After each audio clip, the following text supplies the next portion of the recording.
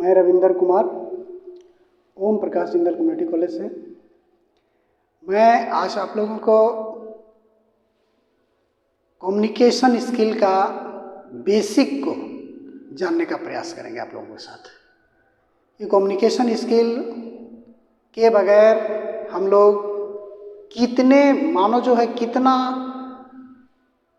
ये पुअर हो जाता है लाइफ में कितना पुअर हो जाता है लाइफ को समझने में, जीवन को समझने में, या अपने बातों को दूसरे तक पहुंचाने में, दूसरे को बातों को अपने तक पहुंचने में किस तरह से पुअर हो जाता है, उसके विषय में हम लोग जब तक कम्युनिकेशन स्किल को नहीं जानेंगे, समझेंगे नहीं, तब तक हम लोग उसको डिफाइन नहीं कर सकते वो हमारे लिए कितना महत्वपूर्ण है। तो सबसे पहले हम लोग ये जानेंगे कि कम्युनिकेशन है क्या। तो बेसिकली हम लोग जानते हैं कि कम्युनिकेशन जो है, जिसका अर्थ होता है हिंदी में संप्रेषण। संप्रेषण एक ऐसा तथ्य है जिसके माध्यम से हम अपनी बातों को, अपनी भावनाओं को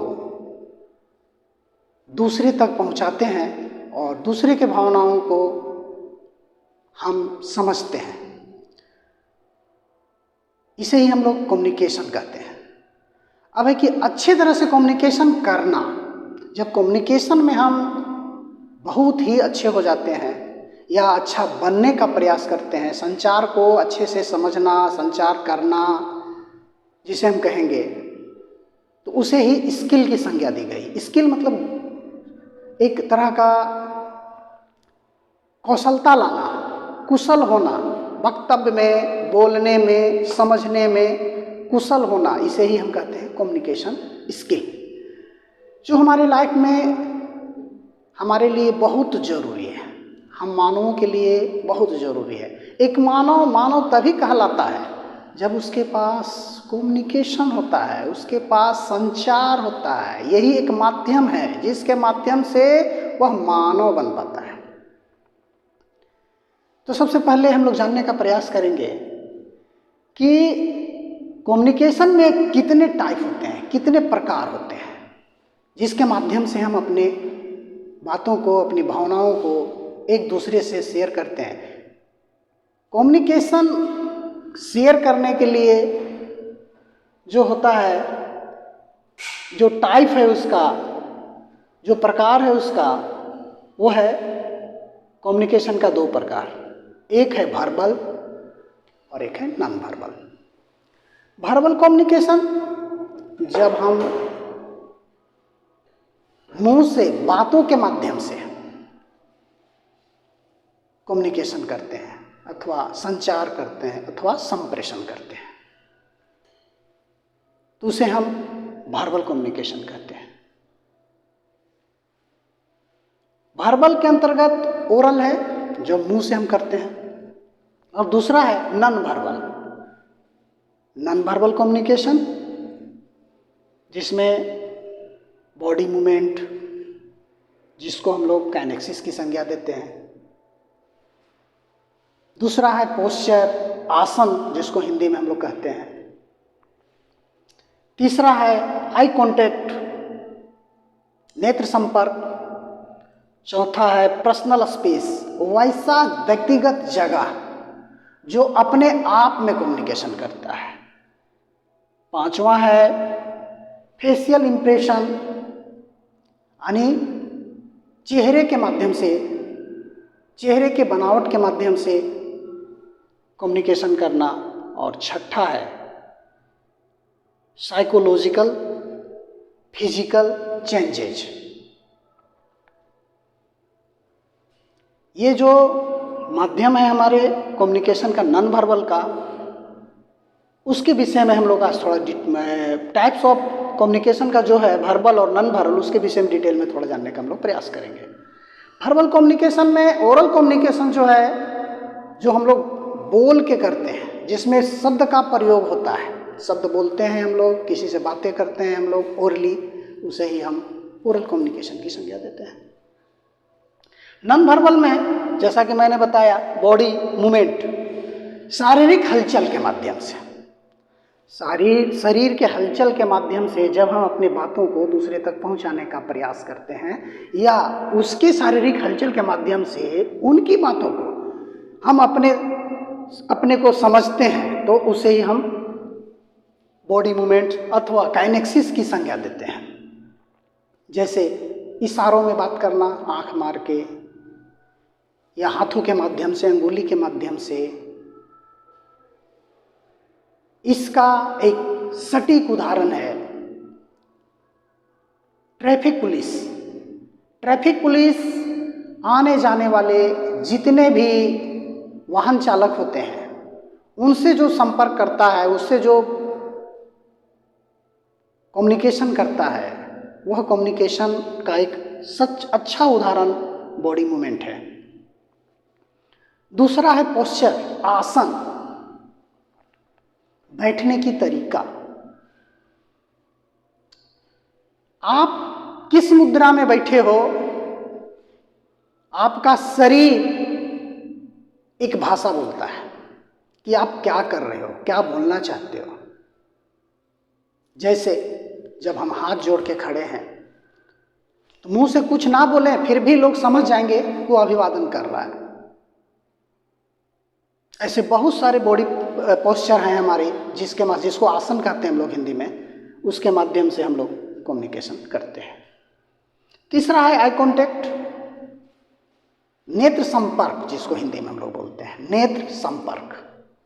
आप देखते होंगे कि जब लोग अति गुस्सा में होता है तो अपने आंखों से ही वो ज्यादा बात करता है और उनके आंख को देख के ही समझ जाते हैं हम कि वह व्यक्ति गुस्सा में है अथवा बहुत खुश है। तो आंख भी, नेत्र भी एक कम्युनिकेशन हमारा करता है जो सटीक होता है। चौथा है पर्सनल स्पेस, मतलब व्यक्तिगत जगह, कोई वैसा जगह जो स्पेशली उसी चीज के लिए बना है, कम्युनिकेशन करता है अपने आप में वो। जैसे मंदिर, मस्जिद या वैसा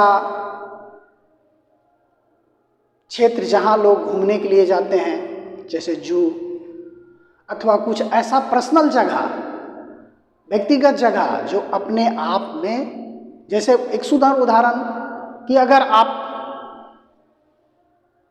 कोई आपसे आवाज दे कि भैया आप कहाँ हो, तो आप अगर बोलोगे कि मैं बाथरूम में हूं, तो निश्चित तौर पे वो बाथरूम अपने आप में कम्युनिकेशन कर रहा है कि वहां वो फ्रेश होने के लिए गया है।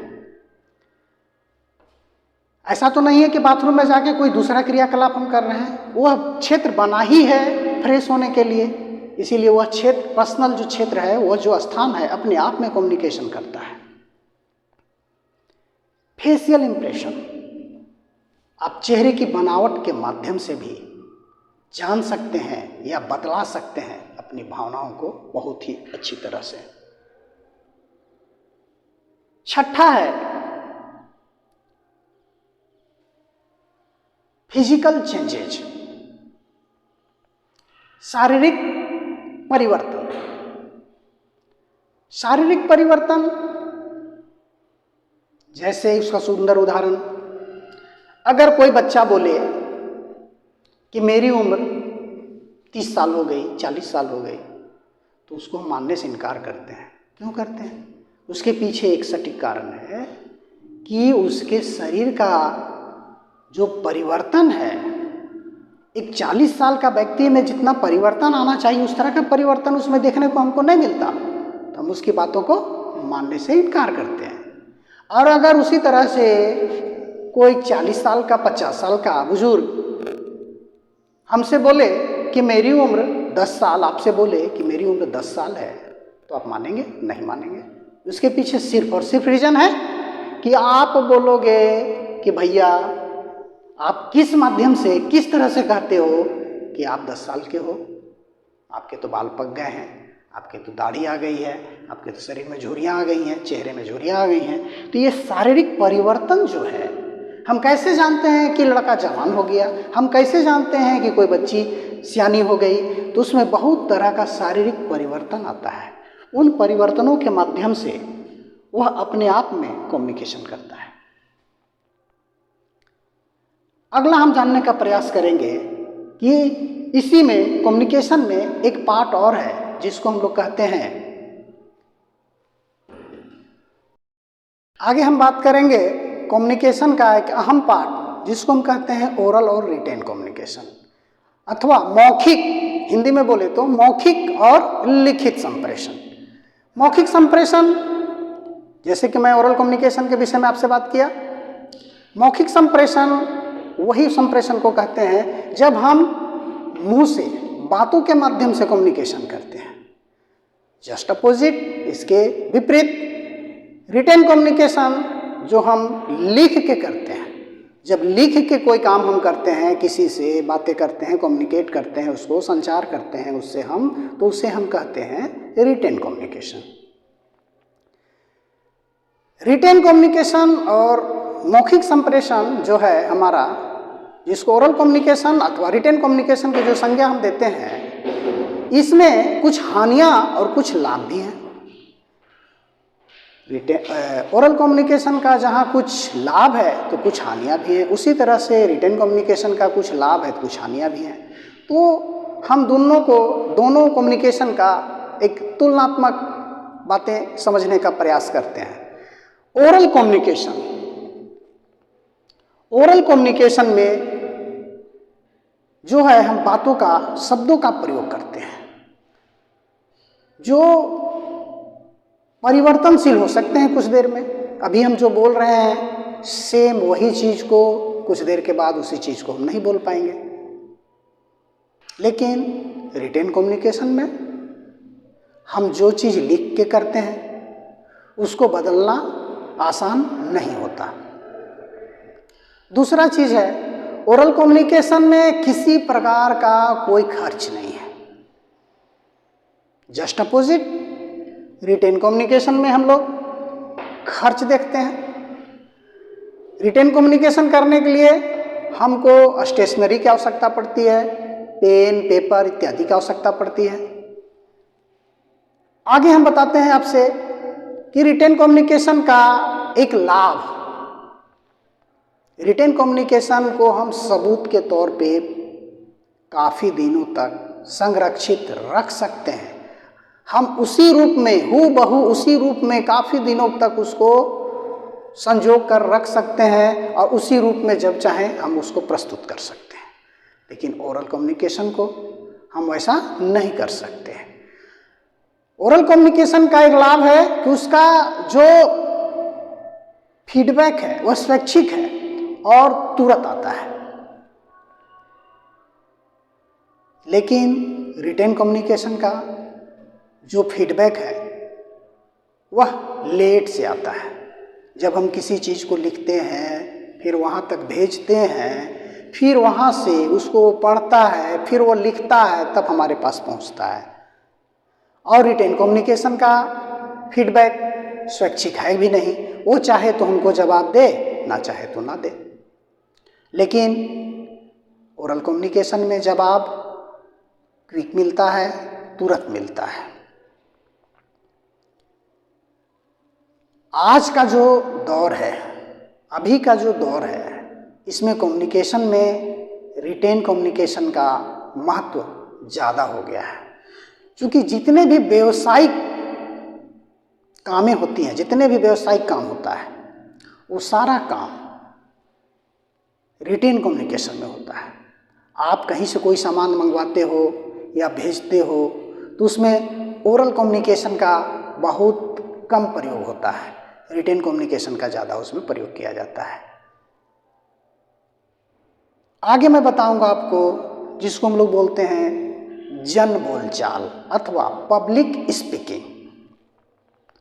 हम अपनी बातों को जब बहुत सारे लोगों के बीच रखने का प्रयास करते हैं या रखते हैं, मैसेज देने की बात करते हैं, तो वह मैसेज, वह जो संदेश सही तरीके से पहुँचे लोगों तक, उसके लिए हमको क्या करना पड़ेगा? तो उसके लिए कुछ नियमों का पालन हमको करना पड़ेगा। अगर उन नियमों का पालन हम करते हैं तो हम अच्छा से, बहुत ही सही तरीके से जन बोलचाल, जिसको हम कहते हैं अथवा पब्लिक स्पीकिंग जिसको अंग्रेजी में बोला जाता है, उसे हम कर सकते हैं।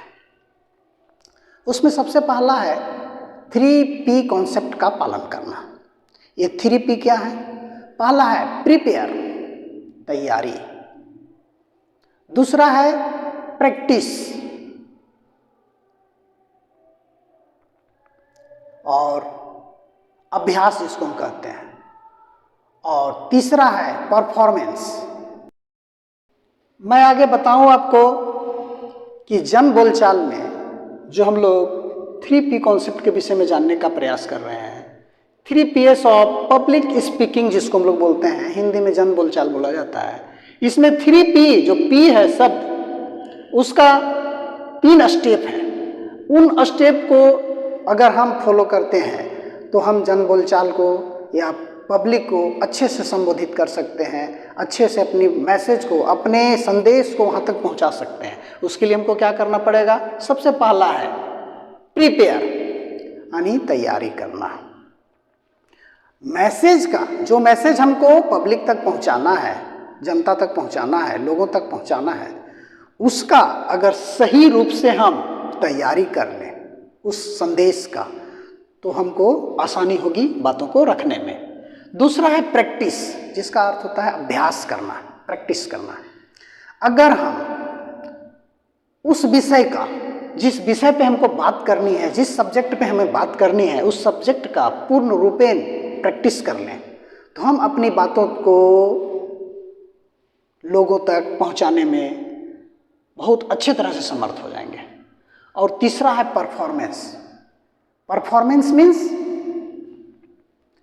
जब हम किसी भी चीज़ को परफॉर्म बढ़िया से करते हैं तो उसे हम परफॉर्मेंस कहते हैं। बढ़िया से उसको वक्तव्य देना। परफॉर्मेंस के लिए भी वही चीज़ है कि आपको बढ़िया से उसको बातों को रखना होगा, परफॉर्म करना होगा, तभी जाके आप बढ़िया से परफॉर्मेंस दे सकते हो, समझ सकते हो। अगला जो हम बात करेंगे नेक्स्ट टाइम, तो उसमें हम देखेंगे कि कम्युनिकेशन के ऐसे और कौन कौन से पार्ट है, जैसे लिसनिंग है, बहुत सारे पार्ट्स हैं, उनके विषय में हम लोग जानने का प्रयास करेंगे। धन्यवाद, सबको बधाई।